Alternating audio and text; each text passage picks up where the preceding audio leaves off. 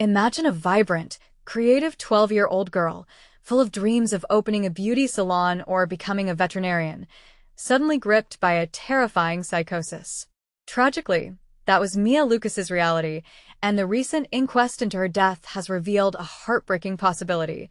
Her psychosis may have been caused by a treatable brain disorder. But here's where it gets controversial. Did the medical system miss crucial clues that could have saved her life?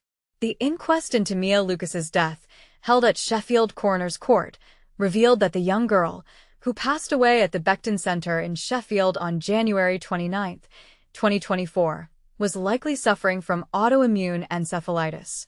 This condition involves inflammation of the brain, which can trigger severe psychiatric symptoms, including psychosis. Mia had been admitted to the Becton Centre, a psychiatric unit, after being sectioned under the Mental Health Act. Sectioning, in this context, refers to a legal process where someone is admitted to a hospital or similar facility for mental health treatment, even if they don't consent, because they are deemed a risk to themselves or others. The pivotal moment in the inquest came with the testimony of pathologist Professor Marta Cohen. Professor Cohen presented new blood test results that conclusively demonstrated Mia had autoimmune encephalitis. This revelation caused Mia's mother, Chloe Hayes, immense grief, as Professor Cohen confirmed that Mia's cause of death, compression of the neck, followed acute psychosis stemming directly from the brain inflammation. Initially, an expert neurologist cautiously suggested that autoimmune encephalitis was only a possible diagnosis, not a probable one. But after being presented with the definitive blood test results, the neurologist revised his assessment, stating unequivocally that Mia did indeed have the condition and that it was the underlying cause of her psychosis. And this is the part most people miss. Autoimmune encephalitis often presents with subtle or atypical symptoms, making it incredibly challenging to diagnose, especially in children. Before her transfer to the Becton Centre, Mia's family had taken her to the emergency department of Queen's Medical Centre, QMC, in Nottingham, where they lived, due to her disturbing behavior. She had exhibited alarming behavior, including attempting to retrieve knives from the kitchen and physically fighting with her mother when she tried to intervene.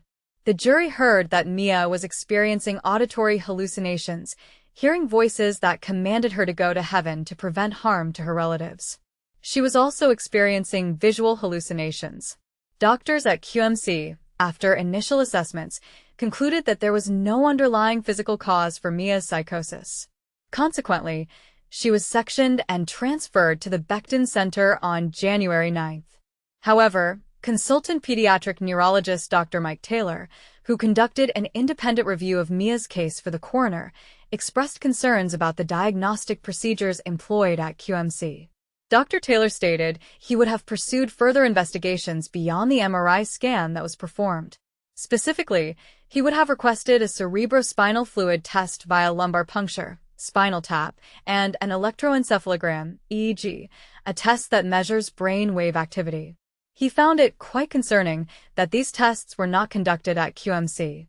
However, he also acknowledged the difficult circumstances faced by the doctors in Nottingham and conceded that there could have been a 50-50 split amongst his own team in Leeds about whether these tests would have been appropriate given Mia's presentation. It's crucial to note that the treatments for autoimmune encephalitis, while potentially life-saving, carry significant risks, including severe side effects and even death. Dr. Taylor emphasized that initiating treatment based solely on the initial evidence available at QMC could have potentially caused Mia significant harm. This highlights the incredibly delicate balance doctors must strike when dealing with complex and rare conditions. Dr. Taylor acknowledged that autoimmune encephalitis is a complex and rare presentation which is very difficult for clinicians to pick up. He also pointed out that extreme psychosis is an uncommon occurrence in 12-year-old children. He considered it not unreasonable for the Nottingham team to have a low level of suspicion for autoimmune encephalitis, especially given that Mia did not exhibit typical physical symptoms like seizures or tremors.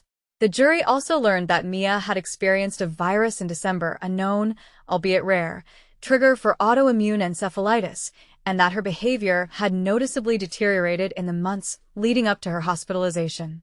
Mia's story is a stark reminder of the challenges in diagnosing rare and complex conditions, particularly in the context of mental health.